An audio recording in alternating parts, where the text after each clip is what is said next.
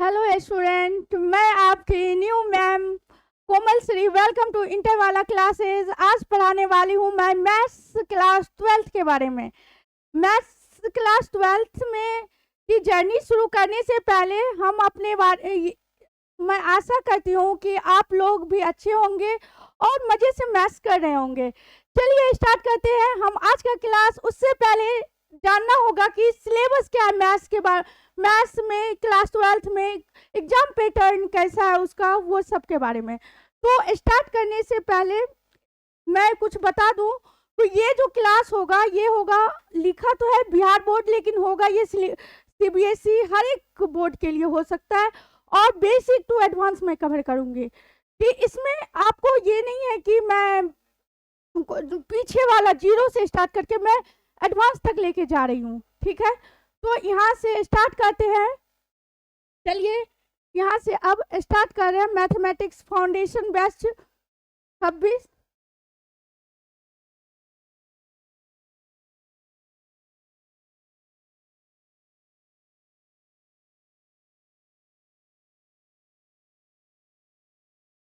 To 2026 to 27 के लिए।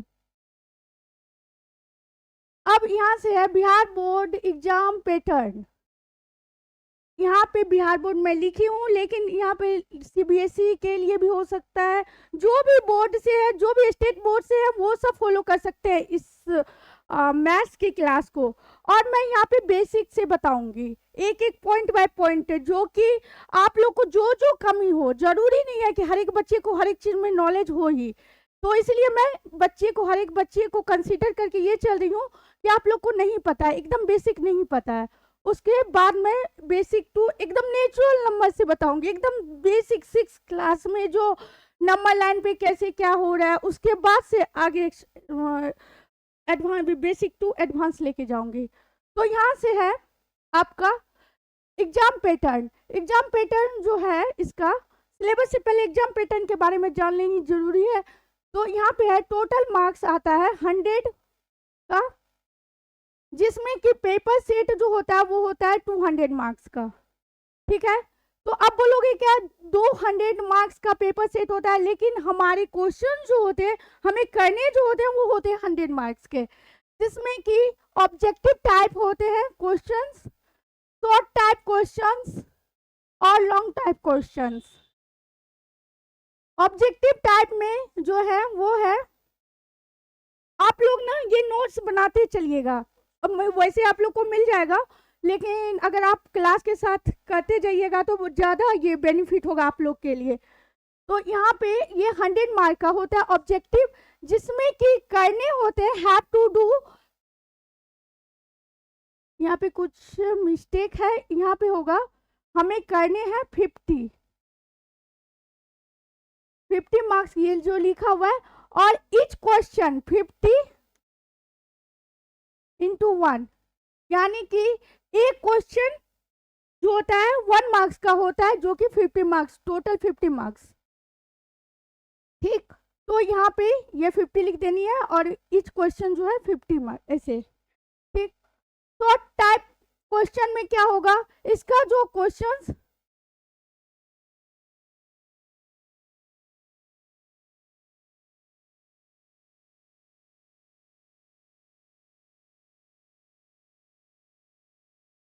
Thirty, यहाँ पे भी कुछ मिस्टेक है, जहाँ की यहाँ पे ये 30 आता है और हमें करने होते हैं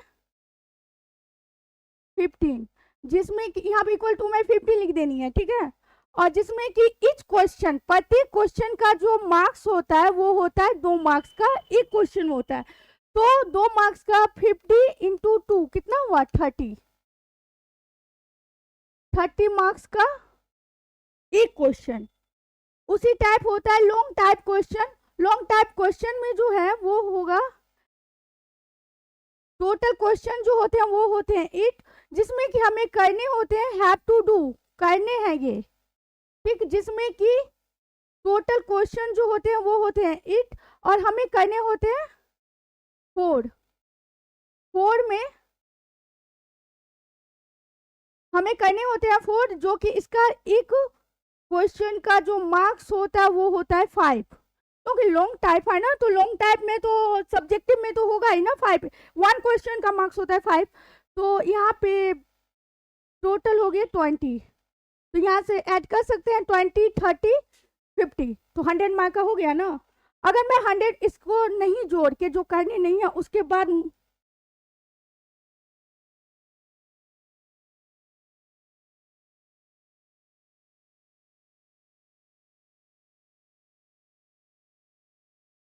अब यहाँ से टोटल हम यहाँ से अगर देखें तो कितना हो गया सारा मिला के, ये हो गया आपका 20, दिख रहा है ना, ये हो गया आपका 20, ये हो गया 30 और ये हो गया 50, ठीक, तो कितने हो गए सारे मिला के 100।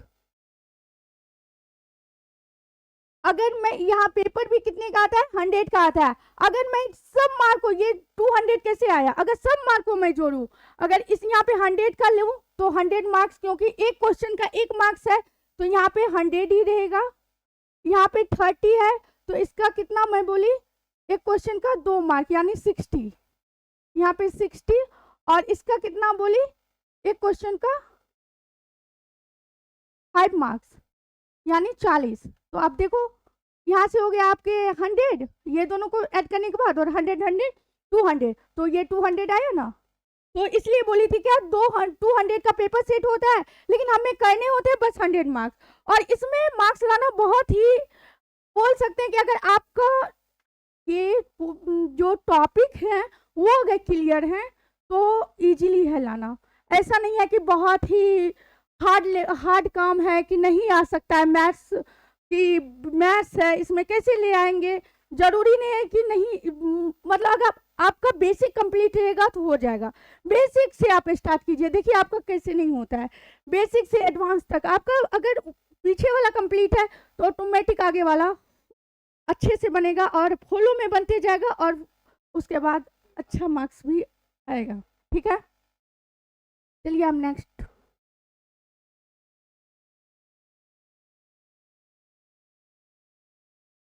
अब सिलेबस के बारे में, एग्जाम पैटर्न के बारे में पता चल गया क्या होता है, कैसे कितने मार्क्स के कौन से क्वेश्चन आते हैं, एग्जाम पैटर्न कैसा रहता है बिहार बोर्ड का या सीबीएसई बोर्ड का, जो भी बोर्ड लेनी है। तो यहाँ से मैं अब यहाँ से सिलेबस के बारे में अब डिस्कस करूंगी। सिलेबस में क्या है, इसमें 2 पार्ट है, आपके जो क्लास 12th में जो बुक है वो है 2 बुक है, एक पार्ट 1 और एक पार्ट 2, ठीक। तो पार्ट 1 में जो है यूनिट 1 आते हैं, यूनिट 2, यूनिट 3। यूनिट 1 में आपका रिलेशन एंड फंक्शंस है फर्स्ट में, जिसमें कि ये आपका टॉपिक हुआ और ये उसके सब टॉपिक हुए, ये टॉपिक में के अंदर ये आ रहे हैं, chapter 1 relation and function and chapter 2 inverse trigonometric function, ठीक है। ये सबको आप लोग नोट डाउन करते चलिए, क्योंकि ये अगर आप शुरुआती से अच्छे से क्लास कीजिएगा तो आपको खुद मजा आएगा करने में, पढ़ने में, कि ताकि क्योंकि बेसिक ये सब चीज लिखना जरूरी है, सिलेबस के बारे में ही नहीं पता हो और आगे क्वेश्चन करने लगेगा तो फिर पता ही नहीं चलेगा करना क्या है और कितना मार्क्स किस में अचीव करना है। एक माइंड मैप होनी चाहिए कि किस में किस चीज़ का मुझे मार्क्स लाना है, कौन से टॉपिक में ज़्यादा मुझे टाइम देना है। तो इसलिए यहाँ पे रिलेशन एंड फंक्शन पढ़ेंगे फर्स्ट में, उसका है रिलेशन एंड फंक्शन चैप्टर 1, उसके बाद है chapter 2 inverse trigonometric function. Relation and function में कुछ नहीं है, ये बेसिकली आपका पीछे की क्लास जो है 11th के उसमें सेट थ्योरी है, सेट है जिसमें कि Cartesian product, type of set ये सब दिया हुआ है ना, तो उसी का कुछ वहाँ का कुछ पोर्शन है, उसमें थोड़ा सा आगे का लिया गया है, उसी के बारे में यहाँ पे बताया जाएगा, थोड़ा सा हार्ड वर्जन है उसी का, ये बोल सकते हैं। यहाँ से इनवर्स ट्रिगोनोमेट्रिक फंक्शन ये भी आया 11th से ही, 11th में ट्रिगोनोमेट्रिक फंक्शन पढ़े होंगे, वहीं से इसका इनवर्स भी पढ़े होंगे, तो वहाँ से इसको ये सबको मैं अच्छे से बताऊंगी जब मैं टॉपिक बताऊंगी, उसके अंदर कौन से सब टॉपिक आते हैं वो सब भी, ठीक है। समझ नोट डाउन हो गया होगा।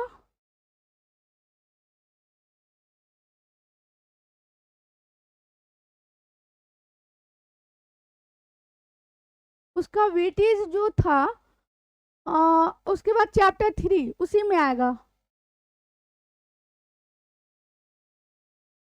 उसका वेटेज जो है 9 मार्क्स का है, अप टू 9 मार्क्स। मैं ये कह रही हूँ कि अप्रोक्सीमेट है 9 मार्क्स, जरूरी नहीं है कि ये 9 मार्क्स का ही हो। मैं अप्रोक्सीमेटली यहाँ पे लिखी हूँ क्योंकि ये लगभग 9 मार्क्स के आ सकते हैं, उससे कम भी हो सकते हैं, उससे ज़्यादा भी हो सकते हैं। ठीक है, ये टॉपिक मिला के, ये relation and function and inverse trigonometry मिला के आपका 9 मार्क्स का, 9 अप्रोक्सीमेटली, ये ध्यान देने के अप्रोक्सीमेटली मैं बोल रही हूँ क्योंकि यहाँ पे जरूरी नहीं है कि 9 मार्क्स का, 10 मार्क्स का भी आ सकता है, लेकिन अप्रोक्सीमेटली। अब है आपका अलजेब्रा यूनिट 2। इसमें क्या है, फर्स्ट में आता है चैप्टर 3, वहां तक चैप्टर 2 बताई थी इनवर्स ट्रिगोनोमेट्री फंक्शन। अब यहाँ पे चैप्टर 3 है मैट्रिसेस। ये मैट्रिसेस तो आप लोग पढ़े होंगे 11th में, नहीं पढ़े होंगे शायद, 11th इस ये वाला पढ़े होंगे ना कोई भी। ये इसका ये क्यों बन रहा है, कैसे बन रहा है, हम ऐसे क्यों बना के यहाँ पे एलिमेंट्स लिखते हैं, एलिमेंट्स मतलब वर्ड्स, नंबर्स 1 2 कुछ भी लिखते हैं ना, ऐसे करके 2 क्रॉस 2 का मैट्रिक्स है, ऐसे करके लिखते हैं ना, ये क्यों कर रहे हैं, ये सारा कुछ मैं डिटेल में बताऊंगी। ऐसा ही क्यों करते हैं, यहाँ से क्या निकलता है, रीजन क्या है, रो ऑपरेशन क्या होता है, कॉलम ऑपरेशन क्या होता है, कैसे हमें इसको एलिमेंट्री रो ऑपरेशन करते हैं। उसके बाद ये बेसिकली करने का मुझे क्या, इसका रियल लाइफ से क्या, रियल लाइफ से इसका कनेक्शन क्या है, ये सारा कुछ मैं बताऊंगी। ये हो क्यों कर रहे हैं ये भी बताऊंगी।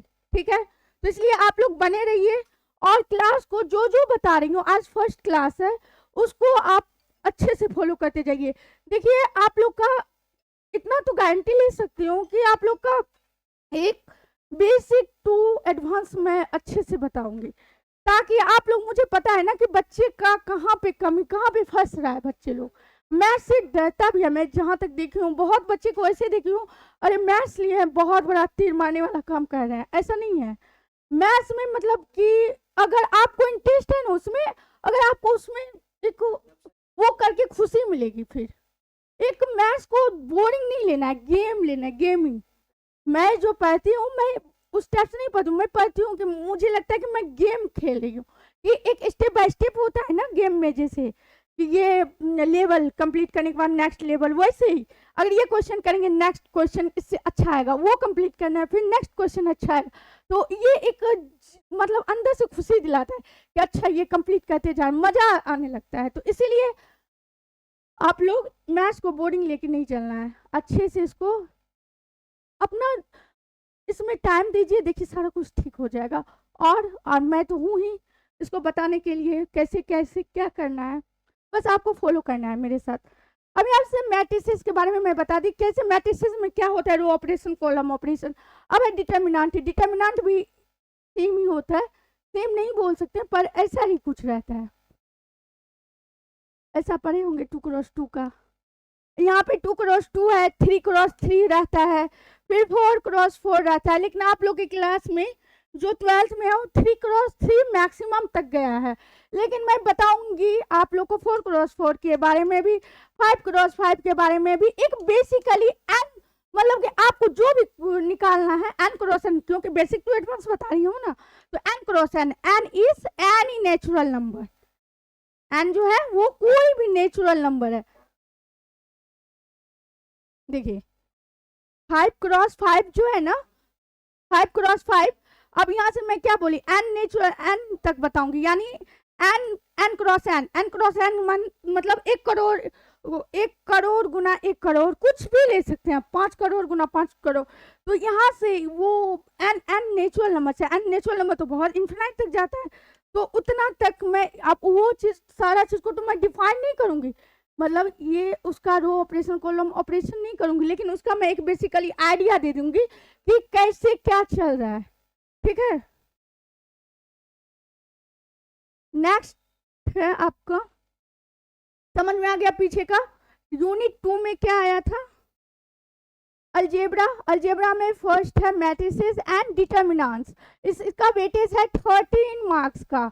जो कि अप्रोक्सीमेटली 13 कवर कर रहा है, तो अच्छा वेटेज है इसका भी। तो यहाँ से हम इसमें तो सियोरिटी है, अगर आप अच्छे से पढ़ लीजिएगा तो लाना इजी है।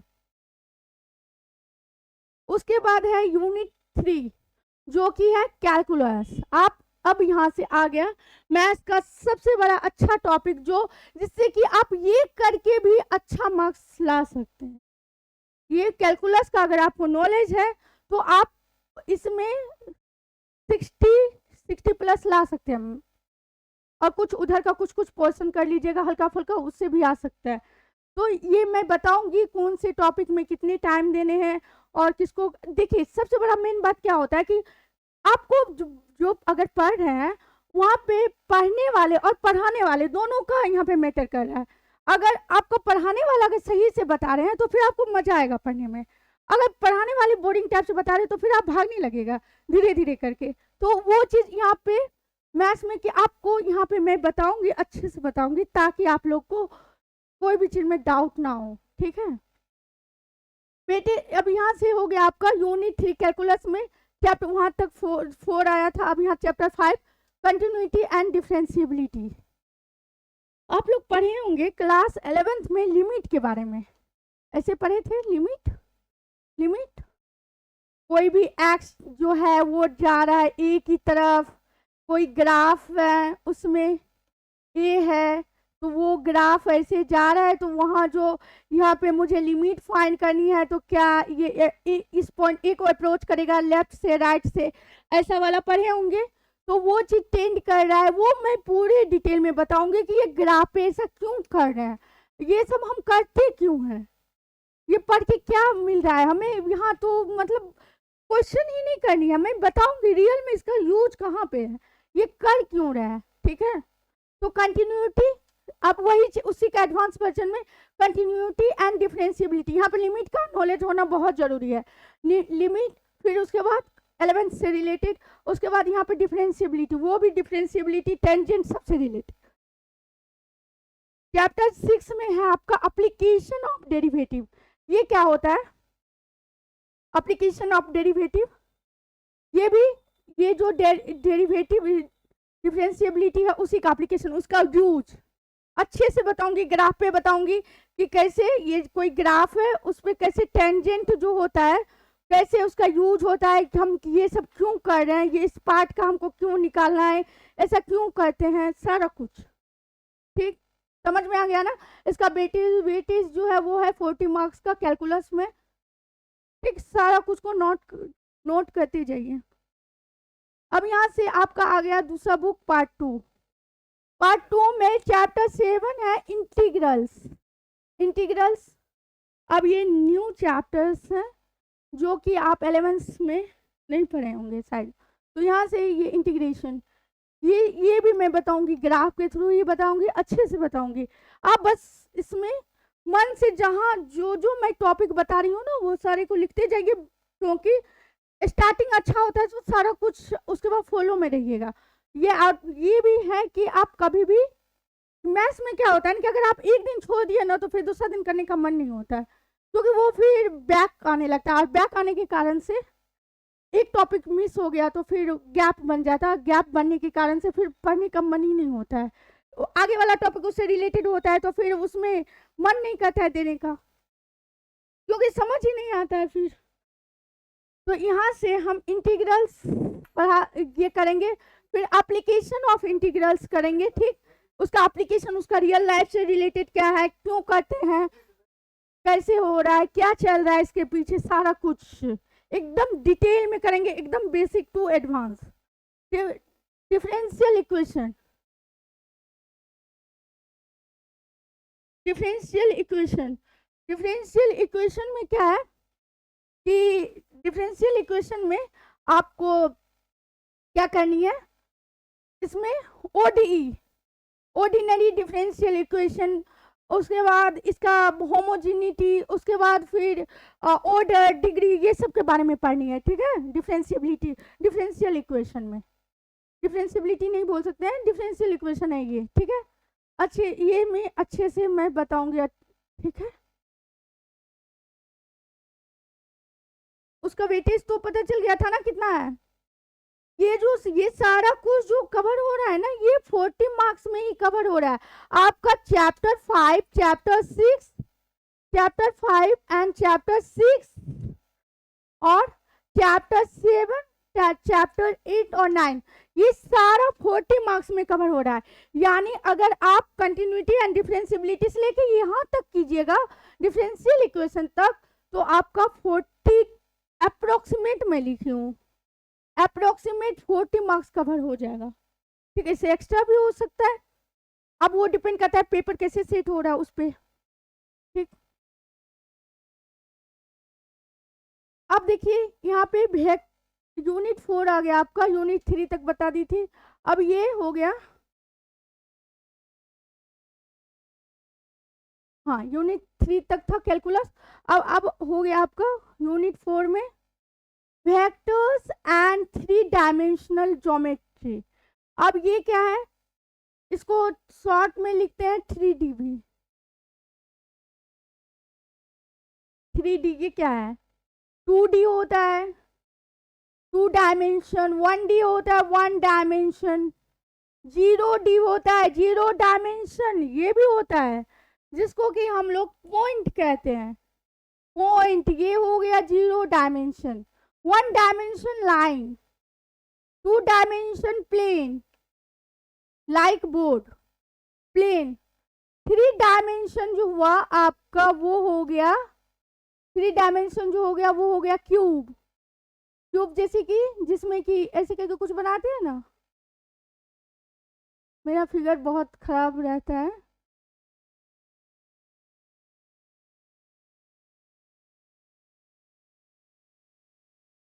हाँ, ऐसा कुछ बनाते हैं ना क्यूब जो उठा हो, जिसमें कि 3 डायमेंशन, जिसमें कि एक्स हो, वाई हो, जेड हो, ये एक्स वाई जेड, मैं बताऊंगी डिटेल में बताऊंगी ये क्या है, क्यों कहते हैं, ये 3D क्या होता है, इसके अंदर कैसे, ये तो हम देखते नहीं है। 4D भी होता है, 5D भी होता है, 6D भी होता है, लेकिन वो सब हम लोग नहीं देख पाते हैं।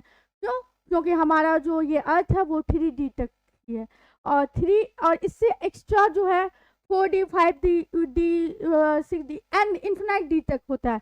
ND मतलब n belongs to natural number, आप उस पर डिपेंड कर रहे हैं आप नेचुरल नंबर क्या ले रहे हैं, और इसके ये सब पढ़िएगा आप। अभी इस क्लास में आप लोग का है 3D, ये सब पढ़िएगा जब आप एडवांस मैथमेटिक्स पढ़िएगा, जब इससे आगे वाली क्लास में जाइएगा तो वहाँ पे ये सब के बारे में डिटेल में पढ़िएगा। जो अगर जिसको मैथ्स में इंटरेस्ट होगा, जिसको मैथ्स में रुचि होगा, वो डिटेलिंग में पढ़िएगा कैसे क्या हो रहा है, ये ND तक कैसे जाता है, वो तो हम देख नहीं पाते लेकिन फिर भी चलता है ना, तो फिर भी वो चीज़ वहाँ पे पढ़िएगा। ठीक, मैं अभी फिलहाल बताऊंगी आप लोग को 1 2 3, कुछ कुछ हिंट दे दूंगी 4 5 सबका।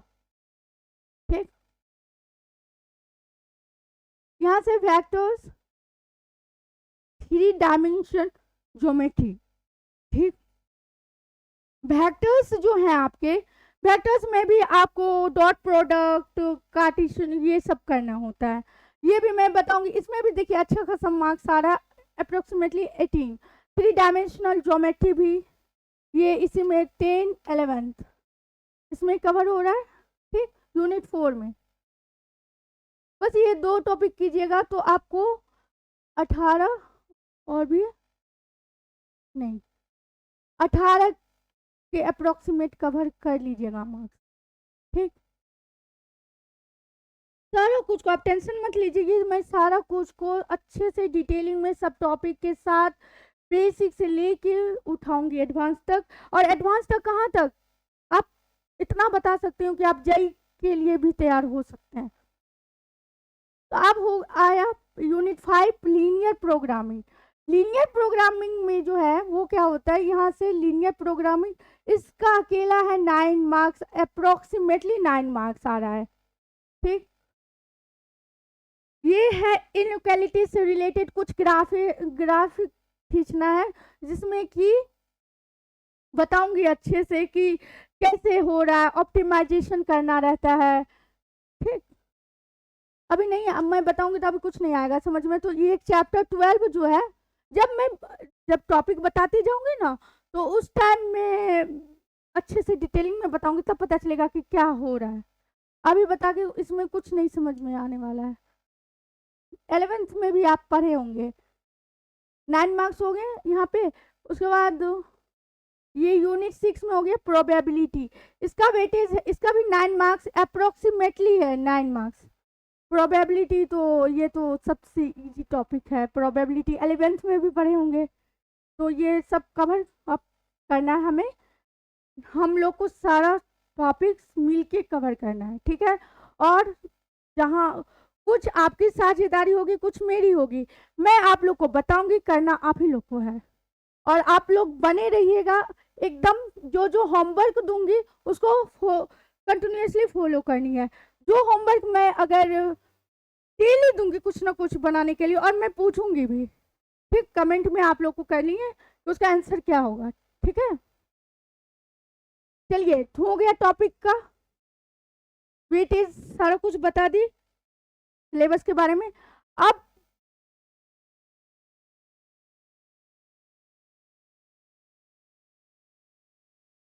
अब है हमारा न्यू टॉपिक, जो मैं स्टार्टिंग से बोली हूँ कि सिलेबस के बाद हम जो स्टार्ट करेंगे टॉपिक वो बेसिक टू एडवांस करेंगे। तो वो relation and function first topic है। रिलेशन एंड फंक्शन पढ़ने से पहले आप लोग को सेट के बारे में जाननी चाहिए।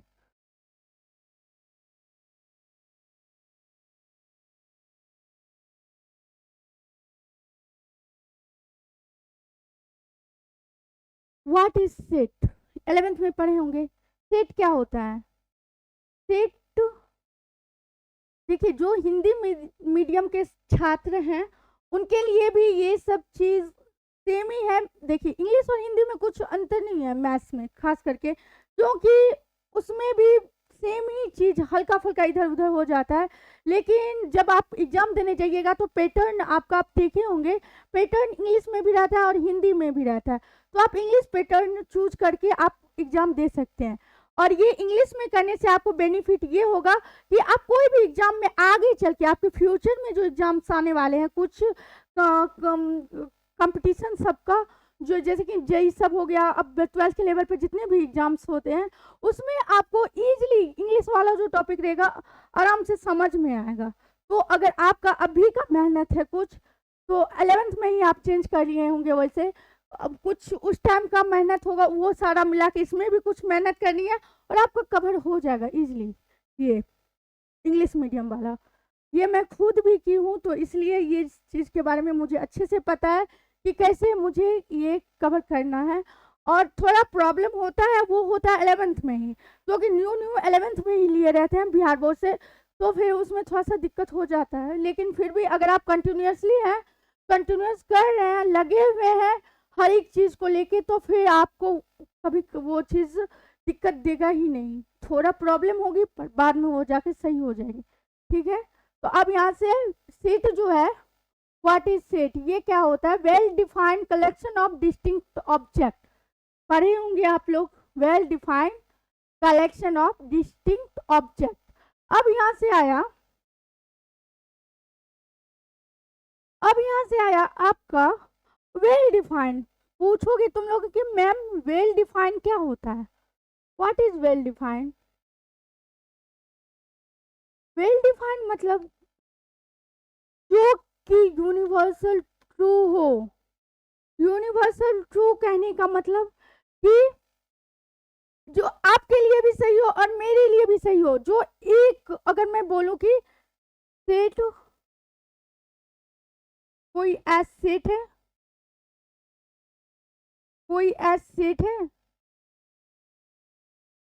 उसमें मैं बोलूं कि सेट ऑफ नेचुरल नंबर का सेट एन जो है वो बिलोंग कर रहा है नेचुरल नंबर से, उसका सेट लिखना है, तो कैसे लिखोगे?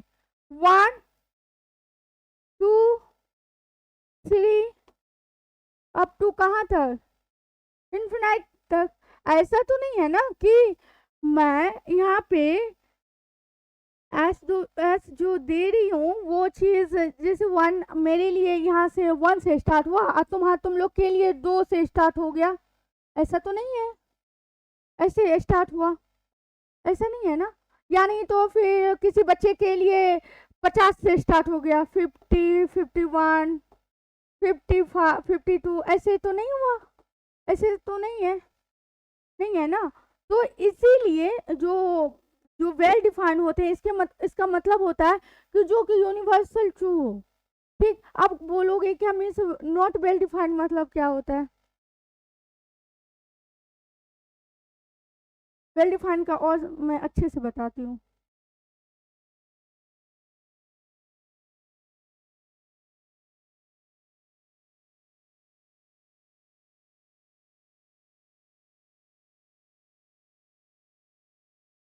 अब मैं पूछूं कि तुम्हारी क्लास में set of all student set of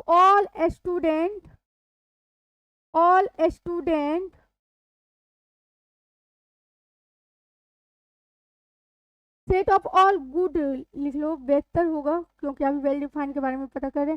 good student in online classes in your online, आपके ऑनलाइन क्लास में अभी कितने सारे गुड स्टूडेंट हैं क्लासेस?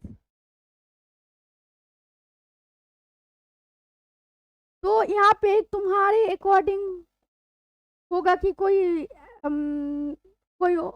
स्टूडेंट होगा जिसका कि नाम मैं S1 लिख देती हूँ, कोई और गुड स्टूडेंट में S2 मेरे अकॉर्डिंग कुछ कोई और होगा, कोई इतना सारा। अब मैं दूसरे बच्चे से पूछूं कि बताओ तुम्हारे क्लास में, तुम्हारे ऑनलाइन क्लास में ये गुड स्टूडेंट की संख्या कितनी है, कौन कौन है? तो तुम लिख लोगे S5, क्योंकि तुम्हारे अकॉर्डिंग तो कोई और भी अच्छा स्टूडेंट हो सकता है, S6, S7, ये S7, ये हो गया आपका। और कोई और स्टूडेंट से पूछूं तो वो बताएंगे क्या, S8, S9, S10, तो ये फिर अलग अलग हो गया ना। तो इसलिए ये चीज वेल डिफाइंड नहीं हुआ। जिसमें कि एक आंसर हो वो होता है वेल डिफाइंड। कि अगर मैं जैसे नेचुरल नंबर का सेट बोली थी, तो नेचुरल नंबर का सेट में क्या बोली थी, चलिए यही बताते हैं।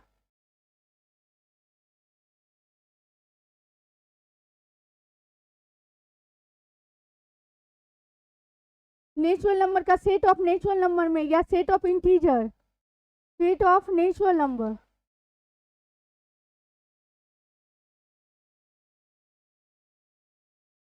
नेचुरल नंबर को आप एन लिख दे तो बेहतर होगा क्योंकि शॉर्ट में अच्छा रहेगा। तो सेट ऑफ नेचुरल नंबर का जो सेट होगा वो कहाँ से आपके लिए, ऐसा थोड़ी ना है कि 1, 2 से स्टार्ट हो, 3 से स्टार्ट हो, ये सब के लिए यहीं से स्टार्ट होगा। या इंटीजर का मैं सेट बोलूं तो वो क्या होगा, -3, -2, -1, 1, 2, 3 टू इंफिनिटी, ऐसे जाएगा ना। तो ये हो गया इंटीजर का सेट, तो ये सबके लिए होगा ना। ऐसा नहीं है कि मैं अगर पूछूं कि इंटीजर का सेट बताओ तो तुम बोलोगे क्या मिस, ये जो होगा ना, आप लिखिए -3 लिखिए, -9 लिखिए।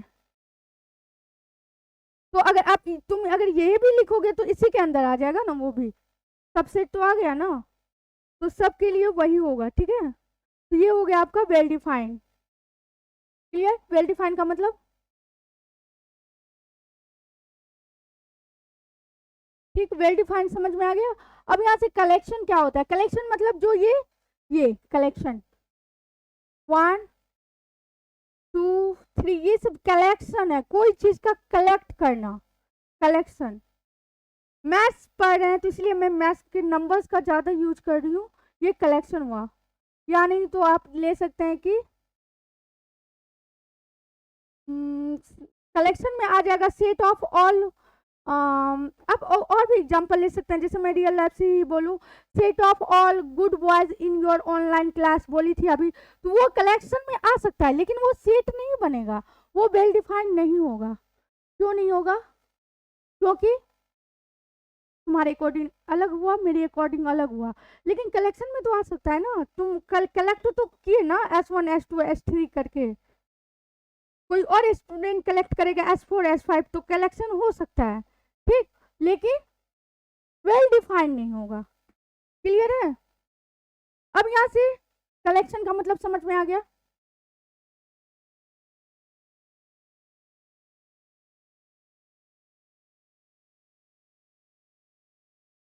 अब मैं वे यहाँ से बताऊंगी डिस्टिंक्ट मतलब क्या होता है। डिस्टिंक्ट मतलब हुआ,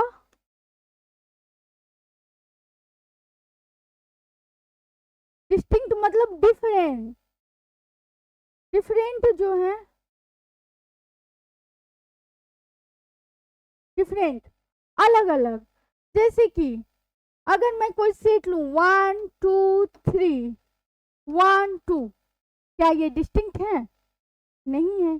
क्यों? क्योंकि 1 और 2 दो बार रिपीट हो गया, इसलिए ये डिस्टिंक्ट नहीं हुआ। डिस्टिंक्ट मतलब हुआ कि जो आप एक सेट में 1 भी ले रहे हैं, 2 ले रहे हैं, 3 ले रहे हैं, 4 ले रहे हैं, 5 ले रहे हैं, ये सारे नंबर्स अलग हों। ठीक है, तो यहाँ से डिस्टिंक्ट मतलब ये डिस्टिंक्ट नहीं हुआ, ये यहाँ पे नहीं हुआ। तो सेट में ये भी चीज बहुत इंपॉर्टेंट रखता है कि आप कलेक्शन किस चीज का कर रहे हैं। अगर जो रिपीट हो रहा है वो सेट नहीं हो सकता, क्योंकि वहां पे डिस्टिंक्ट ऑब्जेक्ट लिखा, well defined collection of distinct object. समझ में आ गया? मैं सारा कुछ बता दी।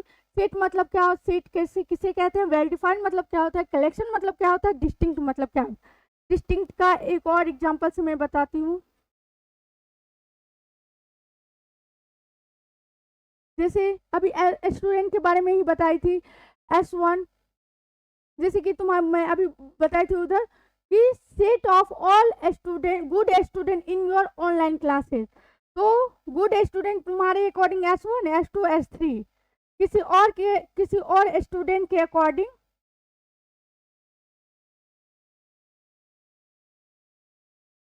S1 S2 S3, इस किसी और स्टूडेंट ये भी आया और S4 एक्स्ट्रा आ गया, यानी S1 भी आया, S2 आया, इसके को ये भी आया, और लेकिन S4 भी आ गया, क्योंकि वो स्टूडेंट को कोई और स्टूडेंट इंटेलिजेंट लगे, गुड स्टूडेंट लगे, तो इसलिए उसके अकॉर्डिंग S4 भी आया। तो यहाँ पे डिस्टिंक्ट हुआ दोनों में, दोनों सेट, ये सेट ए है मान के चलते हैं, ये सेट बी है, तो क्या ये डिस्टिंक्ट हुआ? नहीं हुआ।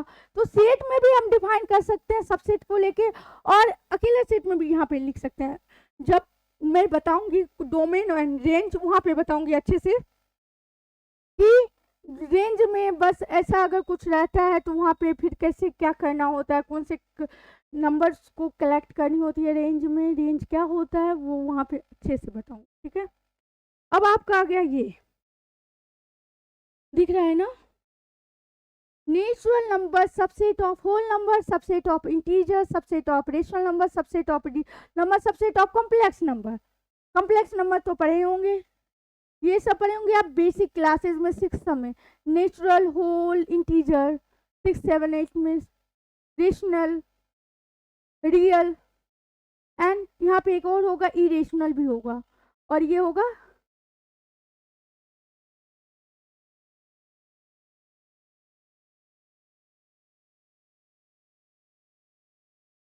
देखो, पहले तो मैं बता दूं, अभी जो मैं वो वहाँ पे था उसको अच्छे से डिफाइन करके बताती हूँ। ये कोई नंबर लाइन है, ठीक, ये नंबर लाइन में आपका मिड में 0 आता है ओरिजिन पे, 1 2 3 4 अप टू इंफिनिटी। इधर आता है -1 -2 -3 अप टू माइनस इंफिनिटी। ठीक, ऐसा आप पढ़े होंगे और देखे भी होंगे। ठीक है, जो नंबर 0 से स्टार्ट होता है कहाँ को जाता है, इंफिनिटी की तरफ जाता है, उसको क्या कहते हैं, होल नंबर कहते हैं। बेसिक क्लास की बात कर रही हूँ यहाँ पे मैं। अब यहाँ पे एक चीज और देखना है, आप लोग W जो लिखते हैं वो लिखते हैं ऐसे, ठीक, इंग्लिश का ये W है अल्फाबेट, लेकिन मैथ्स में जो होल नंबर का यूज होता है वो होता है ऐसे W लिख लेनी है और इसको ऐसे करके ऐसे थोड़ा सा गड्ढा कर देनी है ताकि कुछ पता चले कि मैथ्स का W है, मैथ्स का होल नंबर है। नहीं तो ऐसा लिख देंगे, लिखने के लिए तो हम लोग यूज कर लेते हैं, लेकिन ऐसा सही नहीं है, रियल ऐसे होता है। ठीक, ऐसा होल नंबर। ठीक, क्योंकि ये और ये W में कुछ तो अंतर होनी चाहिए ना, क्योंकि मैथ्स पर है तो फिर यहाँ पे होल नंबर का कुछ और नोटेशन होना चाहिए। ये तो अल्फाबेट वाला हो गया, तो यहाँ पे ये हो गया, ऐसा लिखना है। ठीक, यहाँ पे मेरा थोड़ा सा सही से W नहीं बना है, इसको गड्ढा कर देनी है। ठीक है, ये कहाँ था, जो जीरो से स्टार्ट होता है इन्फिनाइट की तरफ जाता है उसको क्या बोलते हैं, होल नंबर बोलते हैं। जो वन से स्टार्ट होके इन्फिनाइट तक जाता है उसको क्या बोलते हैं, नेचुरल नंबर बोलते हैं। नेचुरल नंबर में भी क्या एन नहीं लिख देनी है, वो एक अल्फाबेट हो गया, ऐसे इसको ऐसे लिखना है। आज से ही आप लोग ये प्रैक्टिस कर लीजिए कि एन जो है ऐसे गाढ़ा करके लिखना है। ठीक है, ऐसे थोड़ा सा लाइन को मोटा कर देनी है, हो गया। और इसमें कुछ है ही कहाँ, देखो एन को ऐसे करना है और फिर तो थोड़ा सा गाढ़ा कर देनी है, हो गया, ताकि पता चले कि हम जो अल्फाबेट वाला एन और मैथ्स वाला एन में कुछ तो अंतर हो। बुक में देखे होंगे ऐसे करके रहता है कुछ गड्ढा टाइप से, लेकिन वहाँ पे हम लोग गौर नहीं करते हैं, लेकिन इस चीज़ को गौर करनी है आपको कि नेचुरल नंबर जो होगा, जो ऐसे लिखा नोटेशन उसका क्या है, एन, ऐसे जो वन से स्टार्ट होके कहाँ तक जाता है, इन्फिनिटी, इन्फिनिटी तक जाता है, प्लस इन्फिनिटी तक जाता है, उसको क्या बोलते हैं, नेचुरल नंबर। और जो जीरो से स्टार्ट होके इन्फिनिटी तक जाता है, प्लस इन्फिनिटी तक, उसको क्या बोलते हैं, होल नंबर। और जो रेशनल नंबर क्या होता है, रेशनल नंबर, तो जो जैसे कि ये दोनों के बीच में कितने सारे नंबर्स हैं, अगर मैं पूछूं तो कितने नंबर्स हैं, कितने नंबर्स हैं, कोई बोलेगा 0.5, कोई बोलेगा 0.6, क्योंकि 0 पॉइंट्स जितने हैं वो सब तो इसी के अंदर आएंगे ना। तो इसके और इसके बीच में infinite rational and irrational number है। इरेशनल नंबर भी है इसमें, टर्मिनेटिंग एंड नॉन टर्मिनेटिंग। ये वाले देखे होगे तुम लोग, 1 2 2 2 2 2 चलते जाते हैं, ऐसे ही ये हो गया। फिर ये 2 ही जरूरी नहीं है, 3 3 भी ले सकते हैं, 3 1 3 1 3 3 1, ऐसे ऐसे भी जा सकता है, चलते जाता है। या नहीं तो नॉन टर्मिनेटिंग में आप ये ले सकते हैं, जैसे कि √2 हो गया इरेशनल नंबर, 1 2 जो कि रिपीट ही ना करे, 4 5, ऐसे ही चलते जाता है।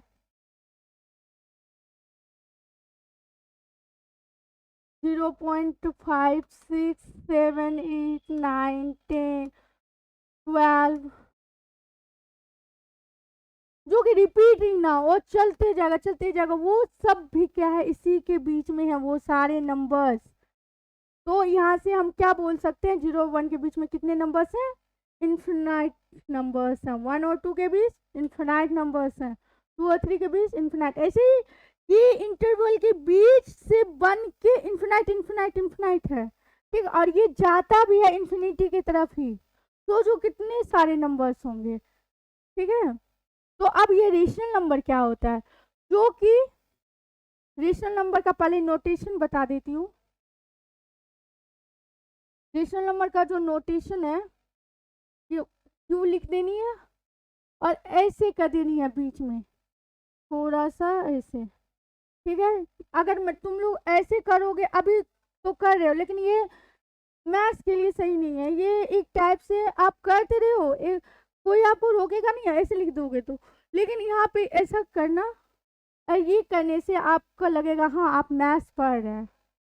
ठीक है, क्यू को क्यू लिखनी है, देखो कैसे लिखना है, क्यू लिखनी है और बीच से ऐसे कर देनी है। ठीक, अगर आप लोग के पास पेन है तो थोड़ा सा गड्ढा कर दो, नहीं करोगे तो ऐसे ऐसे ही है। ठीक है, अब ये होता क्या है, जो कि P/Q के फॉर्म में हो, P/Q के फॉर्म में हो, जहाँ की Q जो है नॉट क्यू जो है वो belong not equal to natural number बोल सकते हैं, हाँ ठीक है, नेचुरल नंबर से बिलोंग कर रहा है, और पी जो है वो बिलोंग कर रहा है इंटीजर से। ठीक, अब तुम लोग के मन में क्वेश्चन तो जरूर आया होगा कि ये क्या है मिस, ये क्या है, पढ़े होगे 11th में। देखो बताती हूँ, इसका नाम से बिलोंग्स टू, इसको बोलते हैं belongs to, belong belongs to, belongs to में, बिलोंग्स टू में क्या है कि आप कोई भी नंबर्स लो, जैसे 1 2 3 4, क्या 4, इसका नाम दे देते हैं हम कुछ सेट एस। ठीक, क्या 4 जो है वो बिलोंग्स कर रहा है इसमें, यस कर रहा है। क्या 2 जो है वो बिलोंग्स कर रहा है इसमें, यस कर रहा है, जो उसमें आना चाहिए। क्या 3 जो है बिलोंग्स कर रहा है इसमें, यस कर रहा है। क्या 5 जो है बिलोंग्स कर रहा है इसमें, कर रहा है इसमें, नो।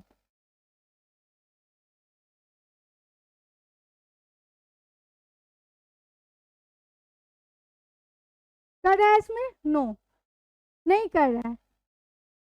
ठीक है, क्यों नहीं कर रहे, देखो मैं 4 तक ही लिखी हूँ, तो यहाँ पे 5 कहाँ से आ गया, तो बिलोंग्स टू का समझ में आ गया ना, कि अगर मैं पूछूं 6 बिलोंग कर रहा है इसमें, 6 बिलोंग्स टू एस, नो, तो जहां पे नहीं करेगा उसको हमको ऐसे कट कर देनी है। ठीक, ठीक है ना, यहाँ पे बताती हूँ अच्छे से एग्जाम्पल्स लेके। जैसे कि मैं यहाँ पे लिखी थी ना 1 2 3 4, अब यहाँ पूछी मैं क्या क्या, 1 बिलोंग्स कर रहा है इसमें, यस कर रहा है, 2 कर रहा है, यस कर रहा है, जो इसमें कर रहा है उसको यहाँ पे ऐसे लिखना है, सिंबल देना है। ठीक है, 3 कर रहा है, देखो इस सेट में देखना है, 3 है, हाँ है यहाँ पे है, 3 बिलोंग्स कर रहा है, हाँ कर रहा है, 4 कर रहा है, हाँ कर रहा है, क्योंकि यहाँ पे है 4, 4 कर रहा है, हाँ कर रहा है। क्या 5 कर रहा है बिलोंग्स, कर रहा है, देख के बताओ कर रहा है, नहीं कर रहा है, तो इसलिए इसको ऐसे कट कर देनी है, इसको बोलते हैं नॉट बिलोंग्स टू। क्या 6 कर रहा है, नहीं कर रहा है, इसको बोलते हैं नॉट बिलोंग्स टू। समझ में आ गया ना बिलोंग्स टू का मतलब क्या होता है। तो अब पीछे का मैं यहाँ पे बता रही थी, यहाँ पे belongs to natural number,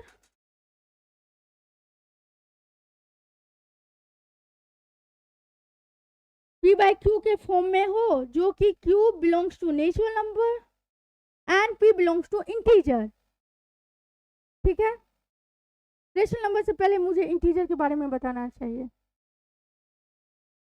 integer क्या, इंटीजर, इंटीजर क्या होता है, जो कि plus minus infinity two plus infinity तक जाए, उसको बोलते हैं इंटीजर। चलो अच्छे पेज पे मैं बताती हूँ, यहाँ पे ऐसा क्लियर नहीं है।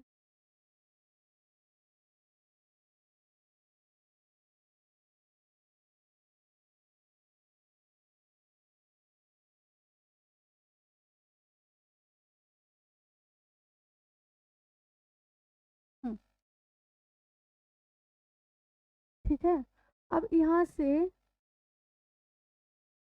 1 3, यहाँ -1 -2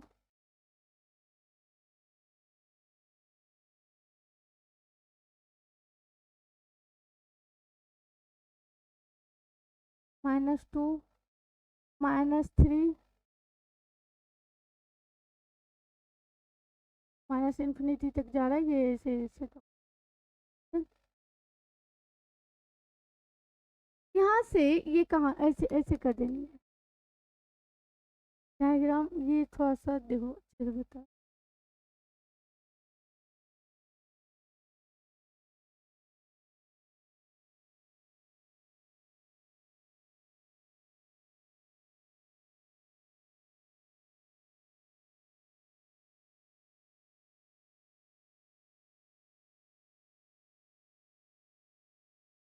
ठीक, माइनस इन्फिनिटी।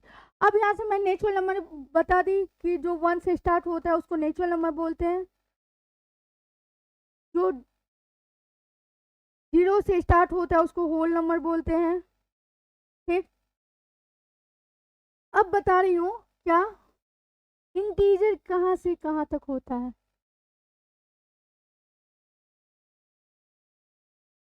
जो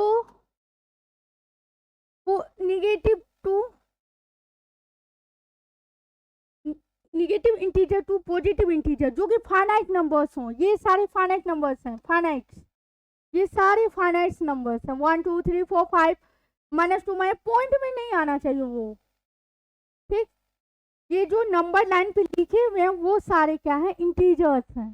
ठीक है, इंटीजर्स का जो सिंबल होता है वो होता है जैड करके, जैड लिख देनी है, देखो ऐसे लिखना है और उसको बीच से ऐसे करके ऐसे कर देनी है। ठीक, ऐसे कर देनी है।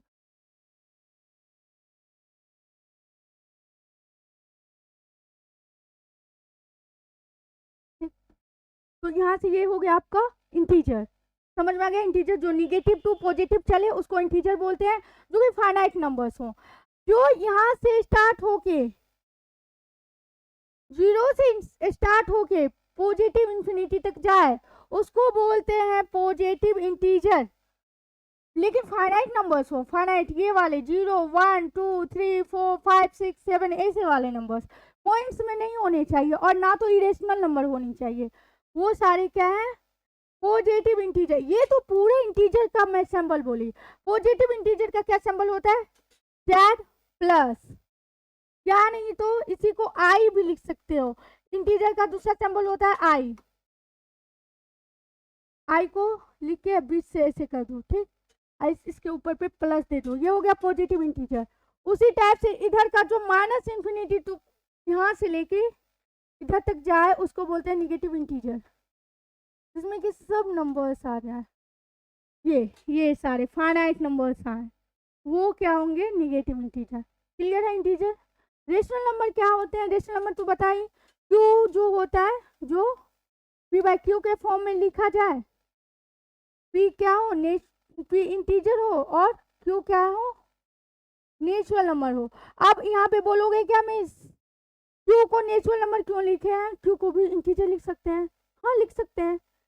तो क्या क्यू में ये जो 0 है, 0 आता है non positive non negative integer होता है, तो यहाँ पे हम 0 भी तो ले सकते हैं, 0 भी तो ले सकते हैं इंटीजर में, तो आ जाएगा ना। अगर मैं पूरी तरीका से इंटीजर लिखूँ तो उसमें दोनों में वो कवर होता है, 0 पॉजिटिव में भी निगेटिव में भी, तो 0 नीचे में भी तो हो सकता है। अगर नीचे में 0 हो गया तो वो नॉट डिफाइंड होता है। तो इसीलिए तुम लोग पढ़े होगे कि P बाई क्यू जो होता है, जहाँ Q नॉट इक्वल टू 0 हो, Q 0 ना हो, ऐसा होने से मैथ्स में क्या हो जाता है, नॉट डिफाइंड होता है। ठीक है, डिफाइंड ही नहीं होता है, ऐसा नहीं पॉसिबल है। ठीक है, नीचे में 0 नहीं होनी चाहिए। क्लियर है। और फिर अब यहाँ पे नेचुरल नंबर लिखी हूँ तो कुछ ना 1/2 लिखूँ, ऊपर में मैं इंटीजर लिखी हूँ तो जो भी निगेटिव होगा वो तो यहाँ से आ ही जाएगा। अगर मैं यहाँ पे मुझे 5/9 लिखना है तो प्लस में तो लिखूंगी तो प्लस में तो ठीक ही है, क्योंकि इंटीजर प्लस में भी आता है। अगर निगेटिव लिखना है, निगेटिव कुछ लिखना है, निगेटिव में लिखना है तो देखो निगेटिव ऊपर में मैं लिख दी, और निगेटिव क्योंकि मेरा जो पी जो है उसको मैं इंटीजर से बिलोंग करवा रही हूँ ना, तो इंटीजर से बिलोंग करवा रही हूँ तो मेरा निगेटिव वाला पोर्शन भी तो कवर हो गया ना। क्यों नीचे में मुझे क्या लेना देना है, वो तो वो नेचुरल नंबर है, तो देखो नेचुरल नंबर लिखी तो ऐसा आ गया। अगर तुम बोलो क्या नंबर लाइन पे मीन्स मुझे बताइए यहाँ का यहाँ पे बताइए कि आप 3/2 कैसे लिखें, 3/2 का 1 पॉइंट समथिंग होगा यहाँ पे, तो 3/2 कहाँ लिखे, तो देखो क्यों यहाँ पे जेड है, 3 आया जेड से और 2 आया एन से, -3/2 लिखना है मीन्स कैसे लिखे, -3/2 क्या बोले, पी इंटीजर से आता है तो देखो लिखे।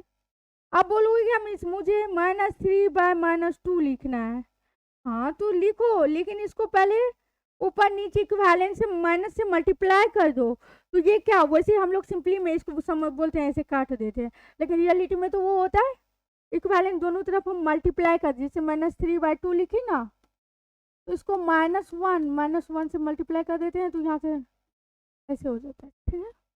इक्विवेलेंट से मल्टीप्लाई करते हैं तो वो चीज़ यहाँ पे 3/2 हो जाता है। तो अब आ गया ना नेचुरल नंबर। अगर मैं ऐसे ही लिखूँ कि मीन्स -3 ऊपर में -3 है, ऊपर पे +3 है, नीचे में -3 है, वो मैं कैसे लिखूँ, कहाँ है? तो देखो ये तो आग हो गया इंटीजर, ये तो नेचुरल नंबर हो ही नहीं रहा, तो इसको कैसे करें? तो इसको कैसे कर सकती हो, ऐसे माइनस और माइनस, ठीक है, इक्विवेलेंट से मल्टीप्लाई करो, तो ये ऊपर में चला गया -3 और यहाँ पे 2 माइनस माइनस प्लस, ऐसे परे हो गए मल्टीप्लाई में। तो ये चीज़ हम लोग सिंपली इसको ऐसे लिख देते हैं, इसी चीज़ -3/2 को ऐसे सिंपली लिख देते हैं, क्योंकि वहाँ पे बैकग्राउंड में यही चीज़ होते रहता है, इक्विवेलेंट से मल्टीप्लाई कर देते हैं। क्लियर है? रेशनल नंबर के का मतलब समझ में आ गया कि p/q के फॉर्म में हो, जहाँ की p और q क्या हो, p हो इंटीजर से, q हो नेचुरल नंबर से, और यहाँ पे जीरो तो ऑटोमेटिक नहीं ही आएगा, क्योंकि नेचुरल नंबर से तो नहीं ही आएगा। तो यहाँ वो सब कौन से नंबर्स में होते हैं, जो कि इसके बीच में होते हैं, ये सब के बीच में होते हैं। अब बोलोगे क्या 4 रेशनल नंबर है? 4 रेशनल नंबर है? हाँ है, लेकिन p/q के फॉर्म में तो है ही नहीं, तो है ना, नीचे में 1 लिख दो, p/q नेचुरल नंबर बोली ना, q1 आता है, p/q के फॉर्म में हुआ ना, तो यानी जो इंटीजर है वो भी एक टाइप से रेशनल नंबर ही है, क्योंकि उसके अंदर नीचे में 1 लिख दी, तो देखो 3 यहाँ पे अगर 4 होगा तो 4/1 लिख दी, तो वो रेशनल नंबर बन जाएगा। उसी टाइप से इधर भी मैं करूँगी, 1 लिख के p/q, तो वो सारे क्या बन जाएंगे, रेशनल नंबर बन जाएंगे। क्लियर है? अब इरेशनल नंबर का जो सैम्बल्स,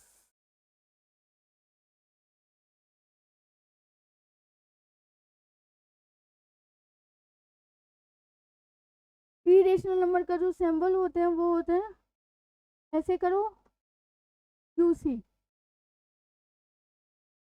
ठीक, ऊपर में कॉम्प्लीमेंट लिखा जाता है, ठीक है।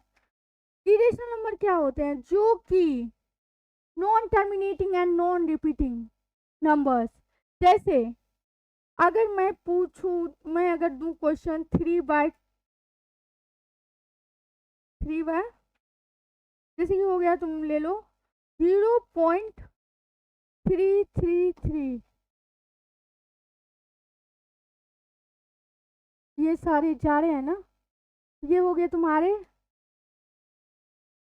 रेशनल नंबर, और अगर इरेशनल नंबर में आ जाएंगे तुम्हारे यहाँ पे 4, जो कि non terminating and non repeating, जो कि रिपीट भी ना, यहाँ पे तो रिपीट हो रहा है, तो ये तो रेशनल नंबर में आ गया 1 3 5 6, जो कि टर्मिनेट भी ना हो, और ना तो रुके और ना तो रिपीट हो, वो ये चलते जाएगा और बिना रिपीट किए हुए, उसको बोलते हैं इरेशनल नंबर। मैं कुछ यहाँ पे पीछे में बताई थी शुरू में इरेशनल नंबर के बारे में, ये सब आता है रेशनल नंबर में, ये सब रेशनल नंबर में आता है, ठीक है,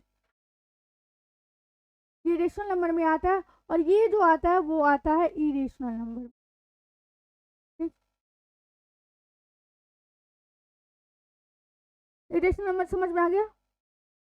ये भी नंबर लाइंस पे कहाँ होते हैं, जैसे कि 0 और 1 है, इसी के बीच में होंगे, या 2 है इसी के बीच में होंगे कहीं ना कहीं, क्योंकि 0.3333 ये तो रेशनल नंबर हुआ, ये तो कहीं ना कहीं यहाँ आया होगा, और ये 4 1 करके यहाँ इससे आगे आया होगा, ठीक, यानी तो आप 0 पॉइंट लो, यानी तो 1.543963258962, ना तो कुछ रिपीट करें ना तो टर्म, इसको डॉट डॉट नहीं करेंगे, क्योंकि डॉट डॉट करने से क्या हो जाता है, इरेशनल नंबर में डॉट डॉट नहीं करेंगे, क्योंकि वो तो फिर रिपीट, इसका मतलब हो लगता है कि रिपीट हो रहा है, लेकिन यहाँ तो रिपीट नहीं हो रहा है ना, यहाँ पे रिपीट तो नहीं हो रहा है ना, डॉट डॉट नहीं करेंगे, ये चलते जाता है चलते जाता है, उतना तो लिख भी नहीं सकते हैं, 3 6 ऐसे चलते जाता है, ठीक है। इरेशनल नंबर तो ये 1 पॉइंट वाला कहाँ आएगा, 1.43 यहाँ कुछ आएगा, ऐसे ही 3 पॉइंट में यहाँ पे 3 होंगे तो यहाँ पे कुछ होंगे, यहाँ पे 2 पॉइंट कुछ लो 2.6952 ऐसे ही चलते जाएगा। वो क्या होगा इरेशनल नंबर, ये चलते जाएगा, मैं उतना नहीं लिख रही हूँ, ठीक है। यहाँ पे ये मत समझ जाना कि बंद हो गया, नहीं, ये non terminating and non repeating है, यहाँ पे बंद नहीं हो सकता है, क्योंकि ना तो वो रुकेगा और ना ही वो रिपीट करेगा इरेशनल नंबर में। तो यहाँ पे उस चीज़ को ये कहाँ पे आएगा, कहीं ना कहीं 6 से 2.5 से एक्स्ट्रा, यहाँ 2.5 होगा, उससे थोड़ा सा आगे, क्लियर है ना। इरेशनल नंबर समझ में आ गया।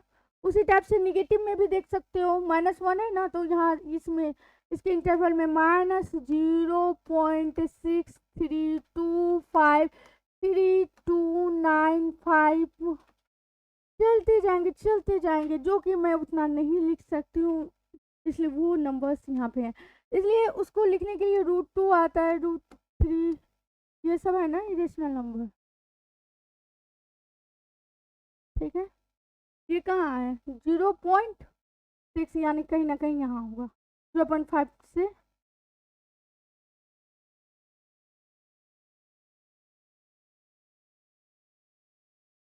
0.6, ये जो लिखी हूँ ये कहीं ना कहीं इधर है, ठीक है। अच्छा ये बताओ, -1 बड़ा हुआ या -2, बेसिक क्वेश्चन है, कौन बड़ा है दोनों में, ये बड़ा है ना -1, क्योंकि जो जितना पीछे जाता है उतना कम नंबर था, वो उतने कम होते जाते हैं, तो इसलिए -इन्फिनिटी जो है वो बहुत बहुत बहुत बहुत बहुत जितना कि सोच भी नहीं सकते हो, उतने छोटे नंबर्स हैं ये, ठीक। और ये हो गया इन्फिनाइट। उसके बाद आपको यहाँ पे समझ में आ गया कि कौन से नंबर्स में, मैं ये बेसिक बात बता रही हूँ ताकि आप लोग का जो पीछे का क्लास किसी का छूटा होगा बेसिक सब, वो सबको मैं लेके चल रही हूँ, ठीक है। आप कमेंट में पूछ सकते हैं कि जहाँ पे जो नहीं समझ में आया तो वो अच्छे से आप पूछ सकते हैं, तो मैं यहाँ आके बताऊंगी कल, ठीक है। कमेंट कर दीजिएगा जहाँ पे जो डाउट हो, क्लियर है, समझ में आ गया। और एक चीज और, इन्फिनाइट क्या होता है, हम इन्फिनाइट क्यों लिख रहे हैं, इन्फिनाइट मतलब क्या, 5 करोड़ नहीं, 1 अरब नहीं, इन्फिनाइट कोई नंबर्स ही नहीं है, इसको हम नंबर्स की श्रेणी में नहीं लिख सकते हैं, नंबर्स नहीं है, ये नंबर्स नहीं है, फिर लिखते क्यों है, एक बाउंड्रीज दिया गया है ताकि इसको अगर हम नहीं लिखेंगे, अब अगर मान के चलो मैं एग्जांपल दूं कि तुम लोग ले लो एक कॉपी या कुछ भी ले लो, ऐसा कॉपी लो और उसमें लिखते चले जाओ 1.33333 लिखते चले जाओ 5 साल तक, क्या वो इन्फिनाइट हुआ, नहीं हुआ। या फिर लिखते चले जाओ 9999999 लिखते चले जाओ 10 साल तक, क्या वो इन्फिनाइट हुआ, नहीं हुआ। ऐसा तो पॉसिबल नहीं है 10 साल तक हम लिखते चले जाए, ऐसा तो नहीं कर सकते है ना। तो मैं एक समझाने के लिए ऐसा बोल रही हूँ कि आप जितना भी नंबर जो सोच पा रहे हैं ना, वो भी इन्फिनाइट नहीं है, जो नंबर सोच लिए वो इन्फिनाइट हुआ ही नहीं, वो फाइनाइट नंबर्स में आ गया, ठीक है।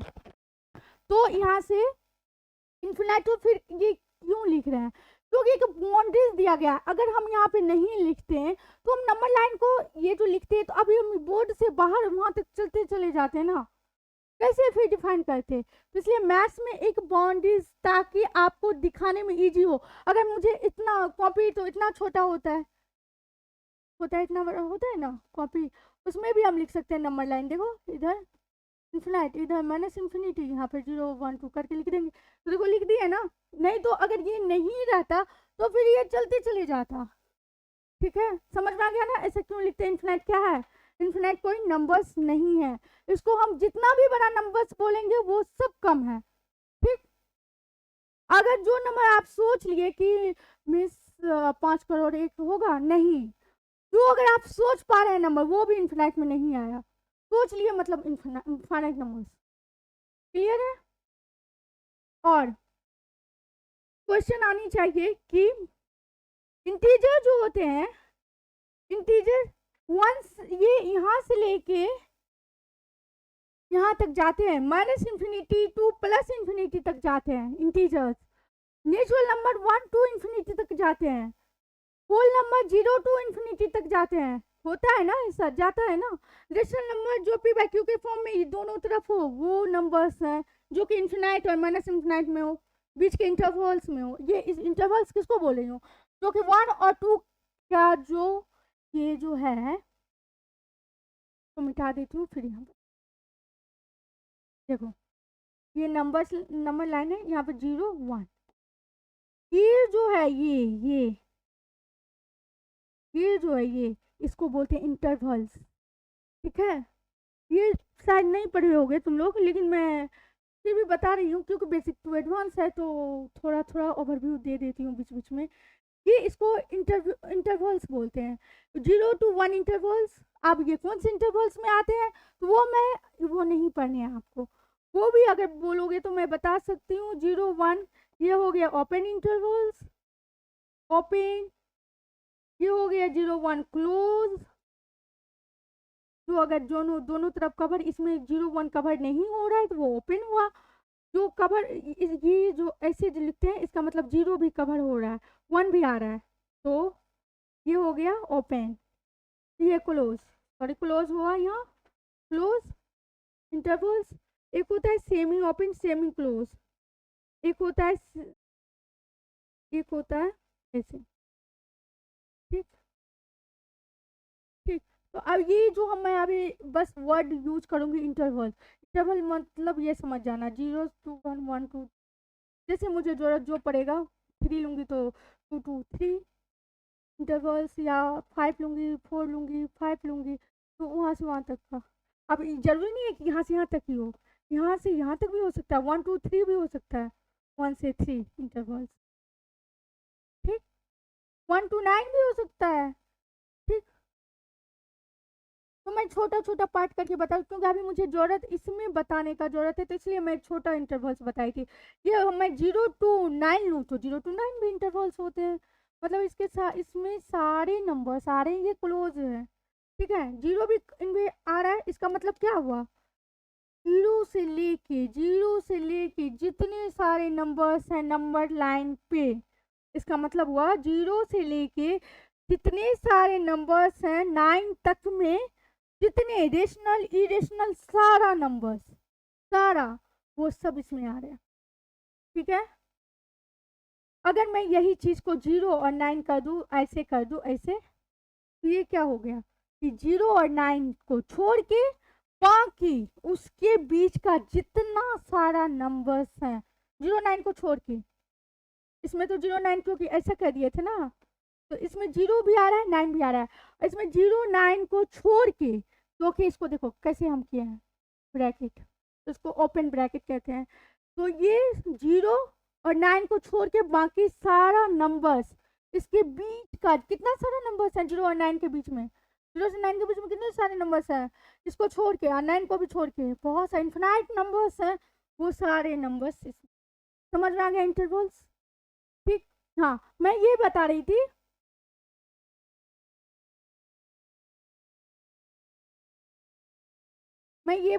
कि यहाँ पे अगर नंबर्स लाइन है, नंबर लाइन में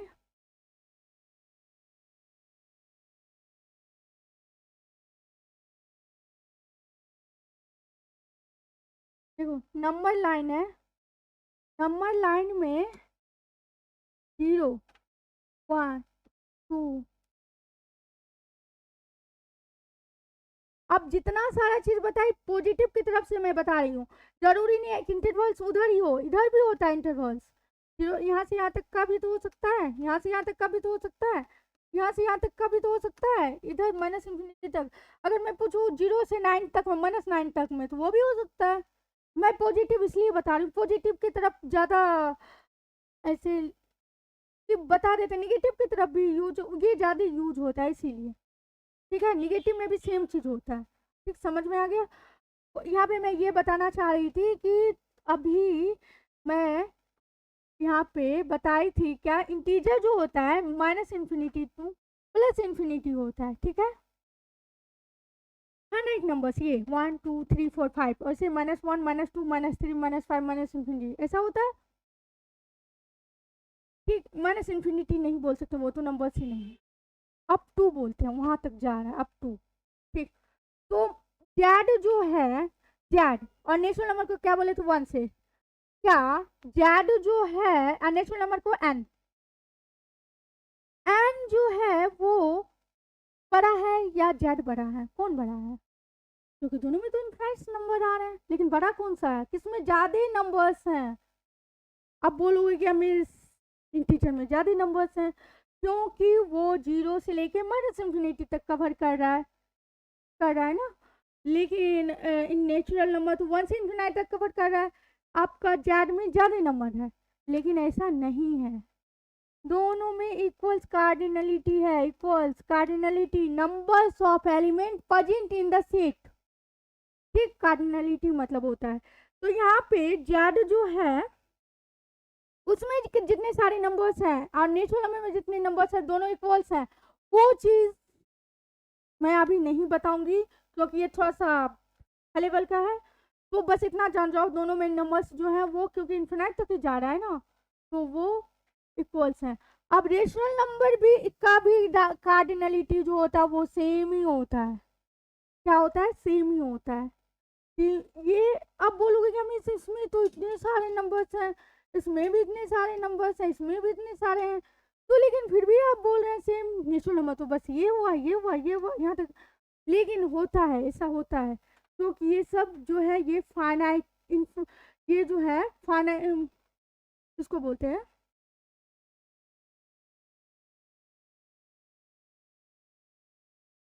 क्वांटिटेटिवली फाइनाइट, क्वांटिटेटिवली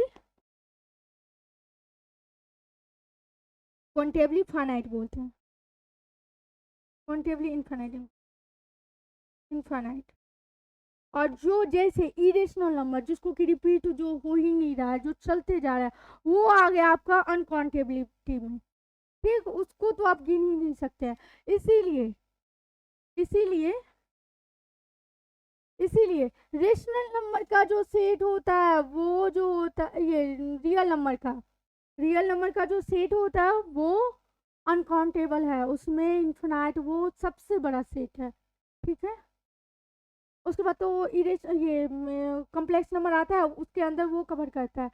तो यहाँ पे इक्वल्स ये काटने अभी नंबर्स के अकॉर्डिंग नहीं देखनी है, अभी बस ये देखो कि तुम लोग की क्लास में जो है अभी बस ये देखने हैं कि फन है, इसमें 1 से स्टार्ट हो रहा है, इसमें जो होल नंबर है वो 0 से स्टार्ट हो रहे हैं, जो इंटीजर है वो माइनस इन्फिनिटी टू प्लस होते हैं, रेशनल जो है इसके बीच के नंबर्स हैं, पी बाई क्यू के फॉर्म में, इरेशनल जो है non terminating and non repeating होते हैं। अब बचा इरेशनल नंबर का तो सिंबल पता चल गया, क्यू को ऐसे कर देनी है, ठीक है।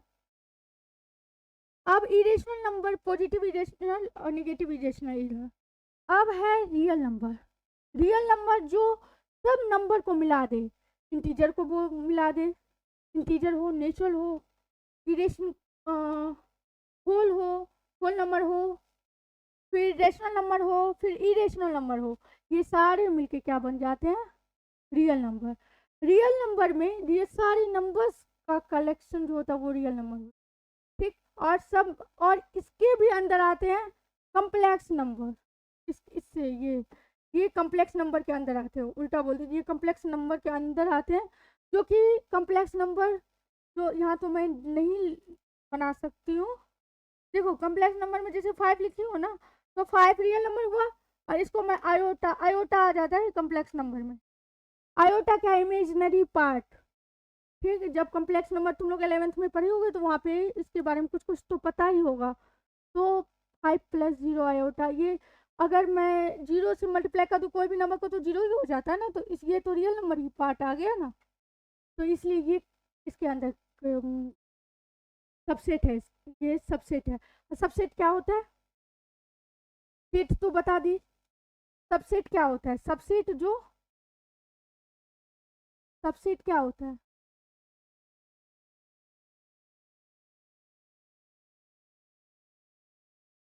सबसेट मतलब उसका सिंबल होता है ये, ठीक।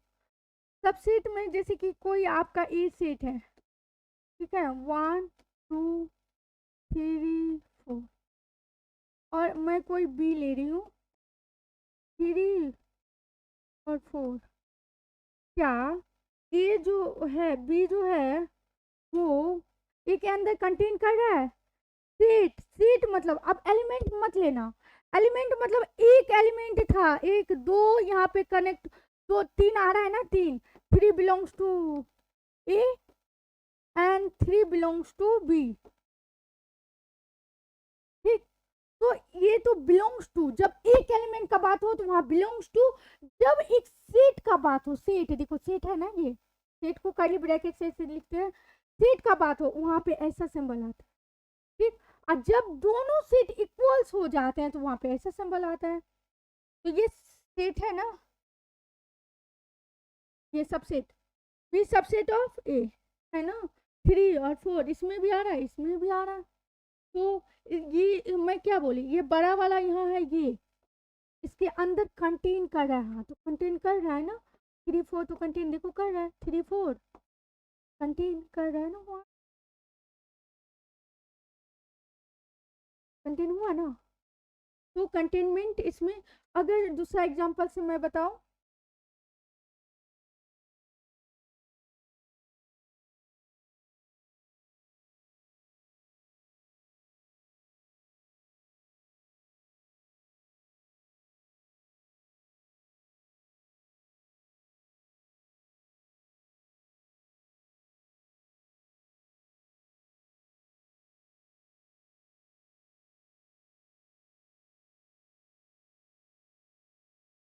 अब बताओ ए के अंदर क्या क्या आएगा? एक्स बिलोंग कर रहा है नेचुरल नंबर से, बिलोंग्स, बिलोंग्स मतलब एलिमेंट उसका है, नेचुरल नंबर का एलिमेंट है, और कहाँ से कहाँ तक नंबर लाइन पे सोचो, कहाँ 5 होगा, यहाँ 6 7 8 9, तो इसके बीच का नंबर, अब मैं इक्वालिटी भी दी हूँ, less than and equals to, यानी कि 5 भी कंटेन होगा, 9 भी कंटेन होगा, यानी 5 आएगा सेट ए में, 6 आएगा, 7 आएगा, 8 आएगा, 9 आएगा, ठीक। ये क्या हो गया, आपके सेट ए हो गए। अब यहाँ से बी अगर मैं लूँ, बी को मैं कोई लेती हूँ, x belongs to natural number, जो कि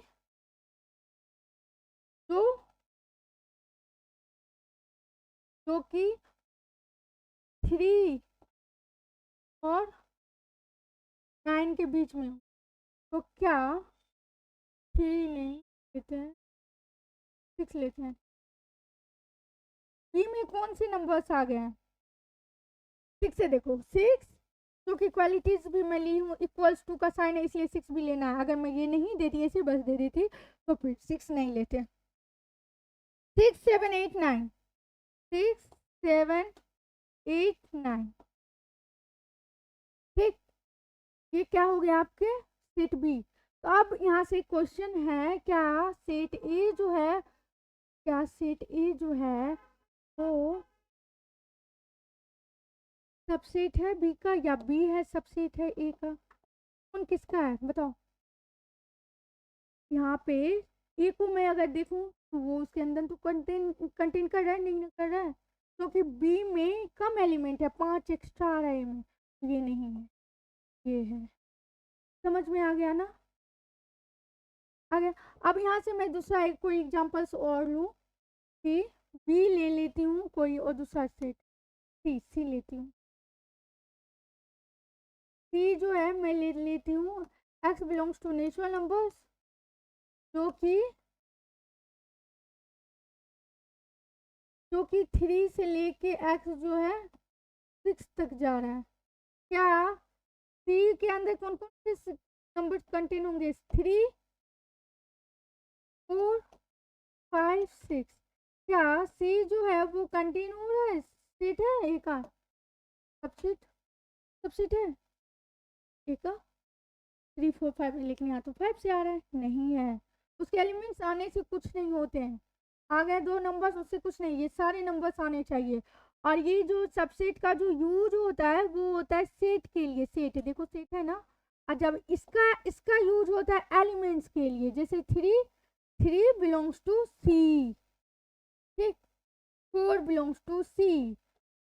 और ये सेट जो होता है दो सेट्स के बीच में जो हम कौन छोटा है कौन बड़ा है, उसके अंदर कौन कंटेंट किसके अंदर कर रहा है, तो वहाँ पे सबसेट का यूज करते हैं। क्लियर है? तो अब वो जो आपका टॉपिक था यहाँ से नेचुरल नंबर वाला, तो आप यहाँ से बता सकते हो ना कि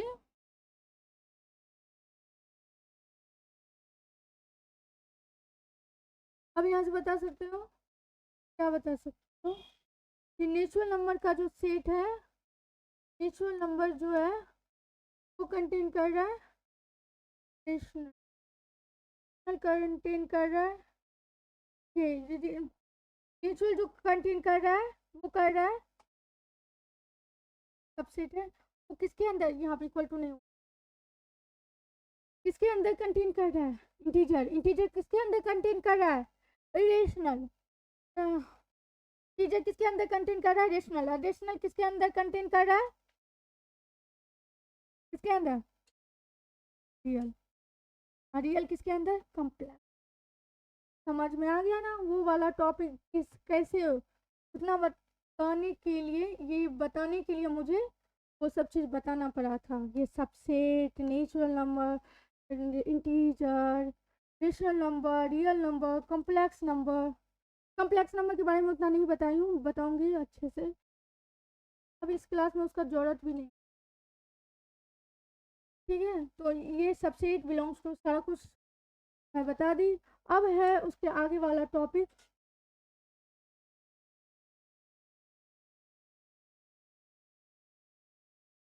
उससे आगे टॉपिक आज ही कवर करूँ या नेक्स्ट क्लास में करते हैं कवर, ठीक है, क्योंकि आगे वाला टॉपिक जो है आपका वो है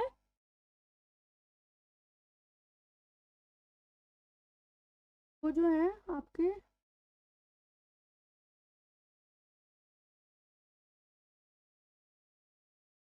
दिखाते,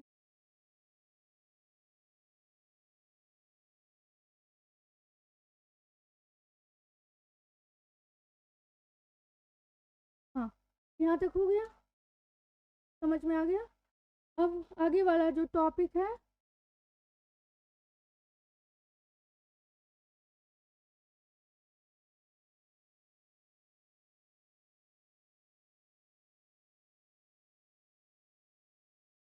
वो है ऑपरेशन ऑन सेट। सेट पे कौन कौन से ऑपरेशन होते हैं, इंटरसेक्शन के, यूनियन के, कॉम्प्लीमेंट के, क्रॉस प्रोडक्ट या कार्टेशियन प्रोडक्ट, इसके बारे में अच्छे तरीक़ा से कल का क्लास में बताऊंगी अच्छे से। और इससे पहले ऑपरेशन के बारे में मुझे जानना होगा हमें कि किस टाइप से ऑपरेशन वर्क करता है मैथ्स में, ठीक है। तो ये सेशन जो है आज के सिलेबस के साथ साथ एग्ज़ाम पैटर्न के बारे में बताई, सिलेबस बताई और कुछ टॉपिक बताई, बेसिक टॉपिक था उसी को थोड़ा सा आगे लेके चली गई। और जो भी आप लोग को डाउट होगा वो कमेंट में आप लिख दीजिएगा, मैं उसको सॉल्व करने का कोशिश करूँगी। इसी के साथ बने रहिए और आशा करती हूँ कल भी आप लोग इसी तरह आइएगा और क्लास को एंजॉय कीजिएगा। Thank you.